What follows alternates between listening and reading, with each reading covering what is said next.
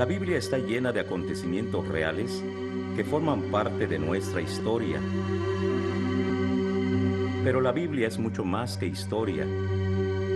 Es el registro de la interacción de Dios con la raza humana. Conquistados por las tropas de Unámonos Alejandro al Magno. profesor Benjamín Baker, quien dirige el curso Sinopsis del Antiguo Testamento 1, dándonos una vista panorámica desde Génesis hasta el libro de Esther.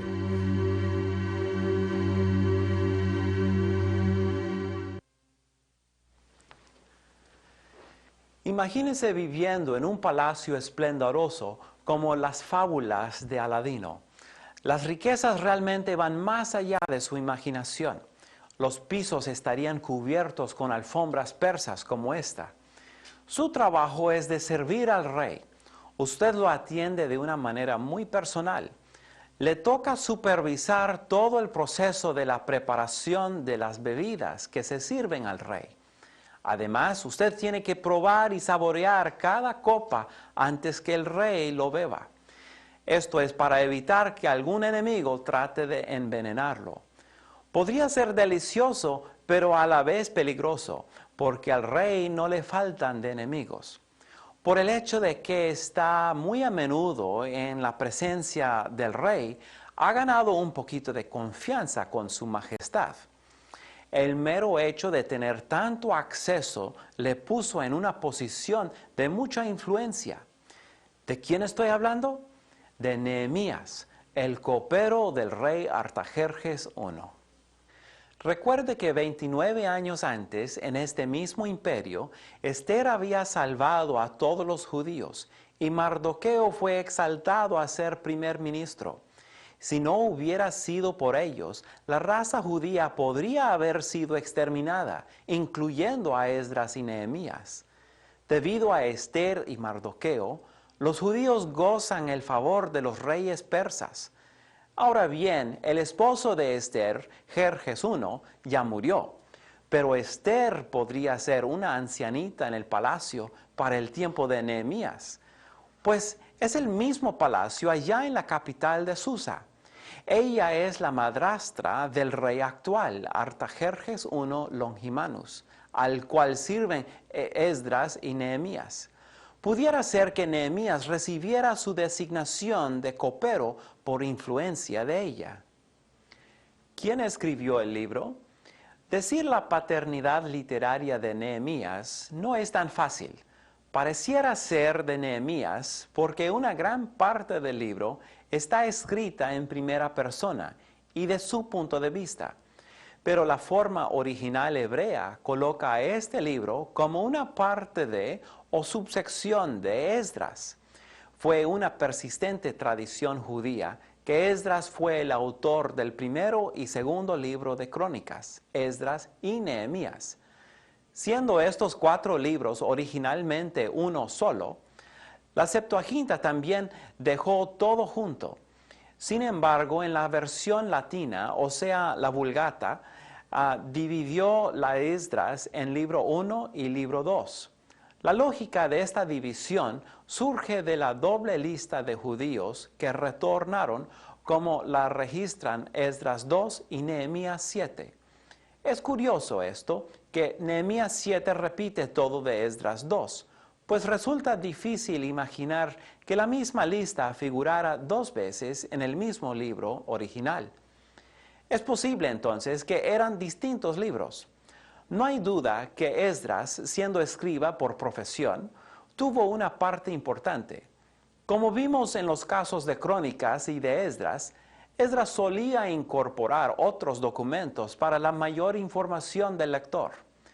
Evidentemente, incorporó en la edición final las memorias de Nehemías, es decir, el libro de Nehemías, incluyendo aún su propia lista de los que regresaron a la tierra de Palestina.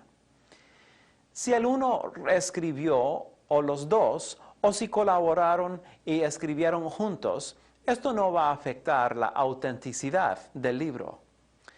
¿Cuál es el sentido del título?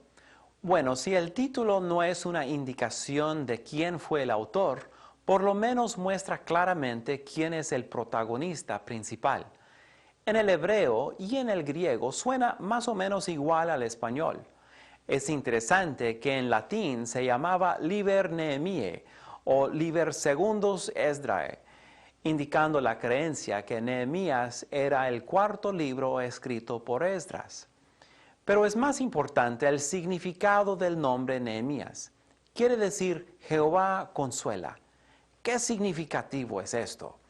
La vida y las obras de Nehemías, la reconstrucción de los muros y su aporte como gobernador en Jerusalén, todo esto fue un gran consuelo de Dios para Israel. La autenticidad del libro de Nehemías es poco disputada. Fue incluido en el canon hebraico y Flavio Josefo confirma los eventos del libro en su obra Antigüedades, libro 11. Además, fue incluido en la Septuaginta, indicando que fue aceptado en una fecha temprana. Aunque la autenticidad de los eventos es aceptada, algunos críticos disputan acerca de la fecha. ¿Cuándo fue escrito el libro? Si Esdras o Nehemías fueron los autores o coautores del libro, como creemos, el libro fue escrito cerca del año 430 a.C. Esto es porque los dos ministraron al final del reinado de Artajerjes I, cuyo reinado extendió desde el 465 hasta el 424 a.C. Además, es probable que escribieron después del ministerio de Malaquías, el último profeta del Antiguo Testamento. ¿Cuánto tiempo abarca el libro? El tiempo transcurrido en Esdras y Nehemías como conjunto es más de 100 años, desde 538 hasta 430 a.C. Se incluyen 4 regresos de Babilonia: Zorobabel en 536, Esdras en 457, Nehemías en 444 y Nehemías hace un segundo viaje en 432. Pero si limitamos el estudio a Nehemías solo, los eventos del libro abarcan aproximadamente 15 años, desde el primer viaje de Nehemías a Jerusalén hasta después del segundo viaje. O sea, desde 445 hasta 430 a.C. ¿A quiénes fue escrito el libro? Esdras y Nehemías escribieron para dar testimonio a todo el mundo de la grandeza de Dios, pero en particular escribieron para animar a su propio pueblo, los judíos. ¿Cuál fue el propósito del escritor? Escribieron para completar la historia de Israel y documentar el regreso a reconstruir los muros de Jerusalén. Muestra la manera en que Dios usó los servicios de un laico preocupado para hacer la voluntad de Dios, para dar protección al remanente y proveer un baluarte contra la entrada de la cultura pagana que amenazaba a diluir la piedad de la comunidad. Es notable que ellos llaman tanta atención a ciertas fechas muy precisas en el libro. Sin duda, esto es resultado de que son muy conscientes de que se están cumpliendo las profecías de Isaías y de Jeremías y de Daniel. Por lo tanto, las fechas de estos dos libros dan ánimo en cuanto a dos profecías. Primero, la profecía de Jeremías de los 70 años de cautiverio, ya cumplida. Segundo, la fecha en que se complementaron los muros marca el inicio de los 70 semanas profetizadas en Daniel 9:24. Esta es una profecía a la cual seguimos esperando a ver su cumplimiento final. ¿En dónde tomaron lugar los eventos del libro? El primer capítulo y una parte del segundo toma lugar en el palacio del rey Artajerjes, en la capital del imperio pérsico, que es Susa. Es el mismo lugar en donde reinaba Esther. Del capítulo 2, versículo 9 en adelante, los eventos toman lugar en Jerusalén. Sin embargo, es importante para su comprensión total saber algo de las provincias de aquel imperio. hay varias porciones donde la política contra Nehemías se vuelve fea y agresiva por otros gobernantes y dirigentes de la región septentrional de Palestina. Apreciamos más lo que estaba sucediendo si comprendemos que necesitaba ciertas cartas del rey autorizando su viaje. Era como un pasaporte para cruzar el río Éufrates y pasar por en medio de las otras provincias. Además, el rey le dio un presupuesto para todos los gastos materiales de la construcción. La madera en particular tenía que venir de un área que tenía bosques. Nehemías era muy práctico y muy hábil en sus empresas. El viaje desde Susa hasta Jerusalén siguió la misma ruta que Zorobabel 93 años antes y Esdras 13 años antes. Tuvieron que seguir las rutas normales de comercio que hacían una vuelta por la media luna fértil. Así que no fue una ruta directa, porque los desiertos hacían esto una imposibilidad. En Esdras 7, 9 y 8, 31 nos dice que tomaron 3 meses y 18 días para hacer el viaje de unos 1,440 kilómetros. Cuando nació Jesús y los magos vieron su estrella en el oriente, tal vez tomaron el mismo tiempo para marchar al oeste y llegar hasta Belén. ¿De qué se trata el libro? Temas y contenido. El libro comienza con malas noticias que Nehemías oye de su hermano Hanani. Habían llegado judíos desde Jerusalén y le informaron de la triste condición de Jerusalén. Junto con su reacción de tristeza, Nehemías es llevado a la oración y así termina el primer capítulo. Los capítulos 2 al 6 tienen que ver con la edificación de los muros. Primero Nehemías es comisionado por el rey Artajerjes. Cuando llega a Jerusalén, hace una investigación clandestina y nocturna de los muros y los encuentra en muy malas condiciones. De una vez empieza a animar a los sacerdotes, nobles y magistrados para que emprendan la obra de reparación de los muros y las puertas de la ciudad. En el mismo capítulo, la oposición empieza. Esta es la primera mención que tiene la Biblia en cuanto a la nueva raza mezclada llamada samaritanos. Capítulo 3 es una lista de los que restauraron distintas partes del muro. Ya la oposición de los enemigos es bastante organizada y los judíos tienen que armarse. En capítulo 5, Nehemías se dirige en contra del comercialismo y vemos la abolición de la usura. El siguiente capítulo muestra que los enemigos usaron tretas y trampas, pero Dios guardó a Nehemías y la obra prosperó. El gobernador del otro lado del río fue llamado Tatnai. Este hombre llevó sus quejas a Darío el emperador. Ahora nos daremos cuenta de qué tan organizados y avanzados eran en Persia. Darío hizo buscar en los archivos de su biblioteca para encontrar la orden de Ciro que fue escrito hace casi 100 años. El milagro es que lo encontró y yo no puedo encontrar documentos que yo escribí en mi computadora hace 10 años.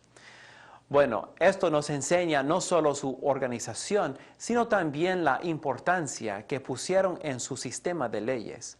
La fama de la ley de los medos y persas era que no se podía cambiar. El resultado en esta historia es que las quejas de Tatnai fueron rechazadas y él fue obligado a obedecer la ley y apoyar a Nehemías con los materiales de construcción y las finanzas.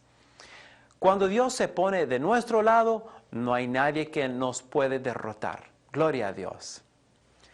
Capítulo 7 nos informa de la administración que formaron cuando ya los muros fueron terminados y las puertas colocadas.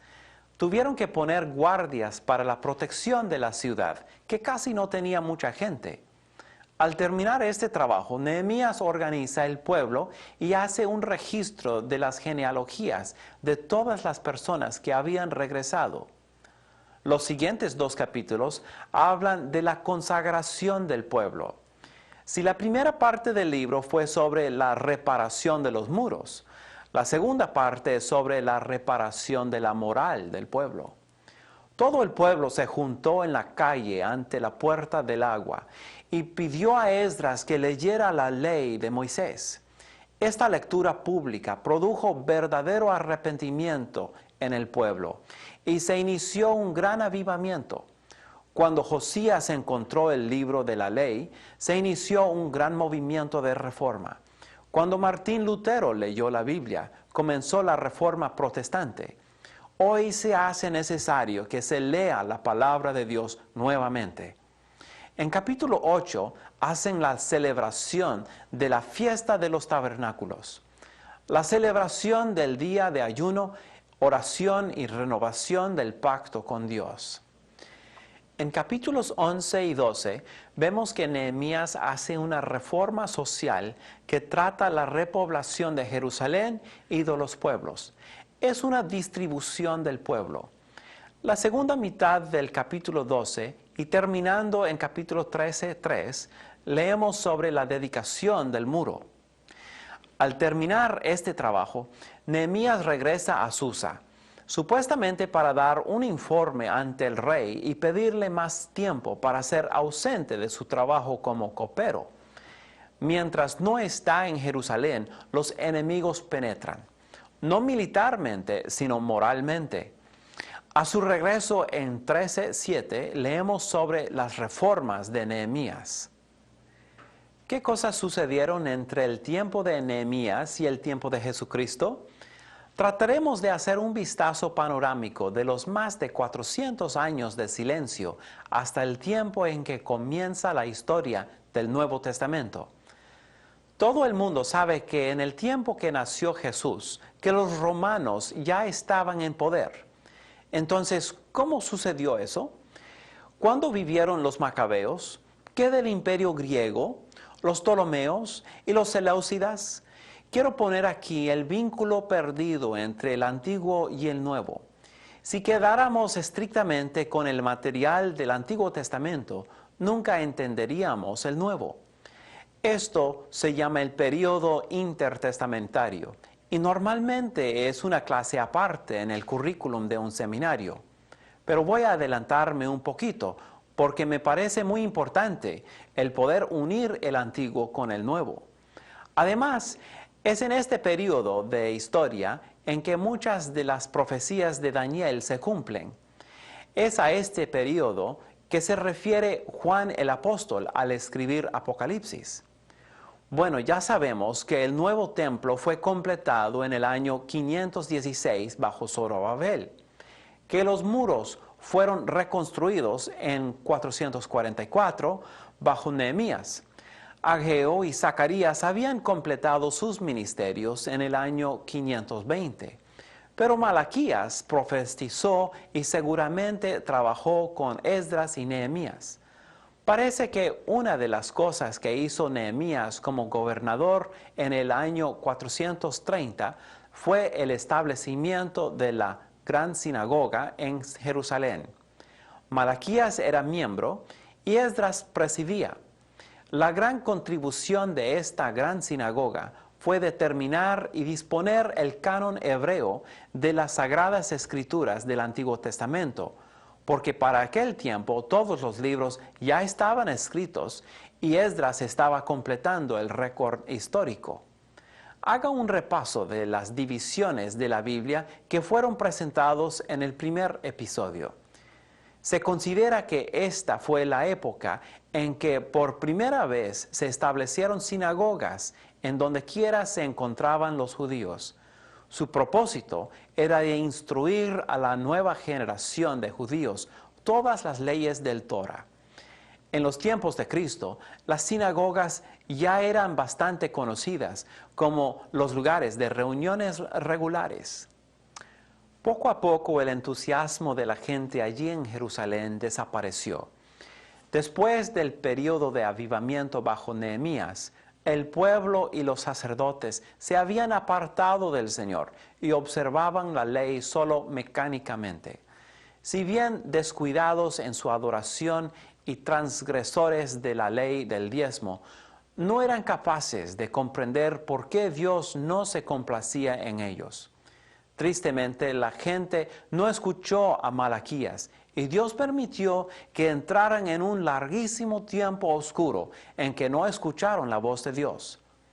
Pasaron 100 años y de repente Jerusalén y los judíos perdieron el apoyo de los pérsicos, porque Dios permitió que ellos fueran conquistados por las tropas de Alejandro Magno, que vino velozmente del oeste, apoderándose de todo en su camino. Esto fue en el año 333 a.C. Alejandro era el hijo de Felipe de Macedonia, un rey de orientación helenista, o sea, filosofía griega. Hizo que Alejandro estudiara con Aristóteles. En la visión de Daniel 8, Alejandro es el macho cabrío notable del imperio veloz que representa Grecia. Derrotó al carnero que tenía un cuerno más largo que el otro. Esto representa la desigualdad entre los reyes medos y persas. En la visión de Daniel 2, el pecho y brazos de plata representan al imperio medio persa. Alejandro y Grecia son representados en el vientre y los muslos de bronce. Simboliza así que su imperio fue dividido cuando él murió en el año 323 a.C. En Daniel 7, el oso representa a los medo-persas y el leopardo simboliza a Grecia. Al morirse a los 33 años, el imperio cayó en las manos de sus 4 generales que pelearon y causaron una división grandísima. 2 de ellos eran principales. Los seleucos tomaron la parte más grande al norte y los ptolomeos tomaron a Egipto. Lo significativo para el estudio sinóptico es que Palestina quedó en medio de lo que convirtió en un campo de batalla vez tras vez. Primero estuvo bajo el control ptolomeo. Es con esta familia que entra al escenario la escandalosa Cleopatra, que se hizo reina y para tener poder trató de seducir a cada general y César romano que pasó por Egipto, eventualmente resultando en muchas divisiones en aquel imperio. Bueno, Roma está creciendo, pero no llega a afectar a Palestina hasta el año 64 a.C., cuando el general Pompeyo venció a los macabeos y tomó a Jerusalén.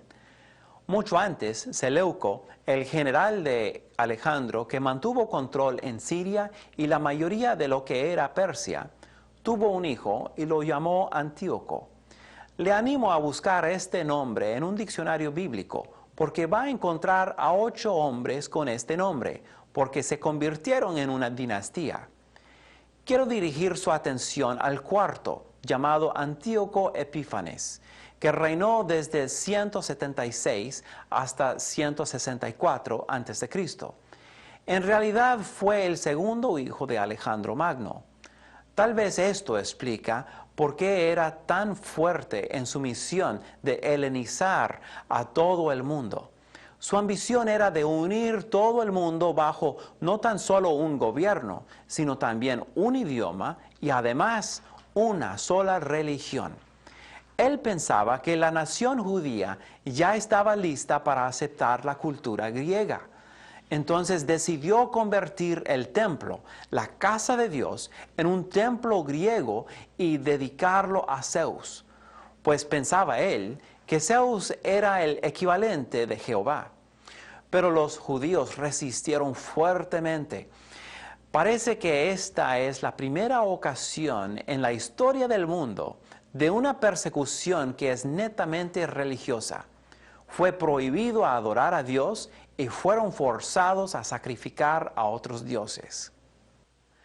La cosa más repugnante que hizo Antíoco fue solo para ofender e irritar a los judíos. Lo que cometió es llamado la abominación de desolación. Todo el mundo sabe que los judíos no comen cerdo porque el puerco es un animal inmundo. Bueno, creo que Antíoco es más inmundo porque mandó a sacrificar un puerco en el altar del Señor y así lo profanó. Esto fue en el año 168 a.C. Antíoco es un hombre importante, porque es recordado en toda ciudad con el nombre Antioquía. Pero más importante, porque cumple varias profecías de Daniel. Cristo alude a la misma cosa y profetiza que algo similar sucederá otra vez en el futuro bajo el anticristo. En aquella situación del futuro, creemos que el mismo anticristo pondrá su trono en el templo de Dios y obligará a todo el mundo que lo adorasen. La persecución produjo una revolución en el año 167 a.C., que comenzó en un pueblito llamado Modín, cerca de Lida. En ese lugar vivía un hombre llamado Matatías, que era el sacerdote de una gran familia llamada Asmoneos. Pues Matatías rehusó hacer tales sacrificios. Bien puede leer de estas cosas en los libros apócrifos. Son libros basados en la historia, pero no totalmente fiel a la historia. Bueno, Matatías y sus hijos huyeron de sus casas y se convirtieron en un ejército guerrillero. Matatías murió, pero el hijo Judas Macabeo tomó su lugar. Los hasidim, o sea, judíos piadosos, se unieron a su causa. Salían para derribar a los ídolos paganos, las estatuas de Antíoco y los altares a los dioses falsos. Eran poquitos, pero pelearon con tanta valentía que vencieron a los ejércitos de esa provincia y pudieron independizarse y colocar su propio gobierno. Esto duró hasta la invasión de Pompeyo, 60 años antes del nacimiento de Cristo. En todo este tiempo de oscuridad hay una pequeña luz de esperanza. Cuando Judas Macabeo tomó control de Jerusalén, quiso purificar ceremonialmente el altar, el templo y todo el pueblo. Esto fue un avivamiento de ortodoxia y conservatismo. Para recordar este evento de rededicación, instituyó otra fiesta religiosa en el calendario judío y se ha convertido en una de las más celebradas, aunque no está en la Biblia. Se llama Hanukkah o Hanukkah. El diccionario bíblico lo tiene bajo dedicación, fiesta de. Si lo busca en una enciclopedia, tendrá que buscar bajo H o Che, porque se escribe de diferentes maneras. Se celebra con un candelero o candelabro como este que tiene 9 velas. Los judíos lo llaman menora. Cuando estuve en Israel, compré una miniatura, pero solo tiene 7, que fue el número normalmente en el templo. Pero esta fiesta es especial. Josefo lo llama la fiesta de luces, porque por 8 días se encendía una vela más. Aunque se celebra en el invierno, comenzando en diciembre 25 como Navidad, es una fiesta de mucho gozo, parecido a la fiesta de tabernáculos. Recordemos que la purificación y la reconsagración produce gozo. Algo interesante es que Cristo lo celebraba. Vemos en Juan 10:22 que estuvo en Jerusalén y que dio uno de sus discursos en esa ocasión. Para celebrar, iluminaban profusamente al templo y también a las casas. Es bueno tomar la aplicación que la luz echa fuera las tinieblas. Pensemos en todo que dijo Cristo en cuanto a la manera en que la vida de un cristiano no debe esconderse, sino debe estar sobre un candelabro para que pueda alumbrar a otros. Le animo a ver lo que dice la Biblia sobre la luz. Para el siguiente estudio, quiero que usted adivine los 10 personajes del Antiguo Testamento que vamos a estudiar. Van a ser sobresalientes por una razón u otra y van a ser distribuidos a lo largo del cuadro cronológico. Gracias por estudiar con nosotros. Que Dios le bendiga.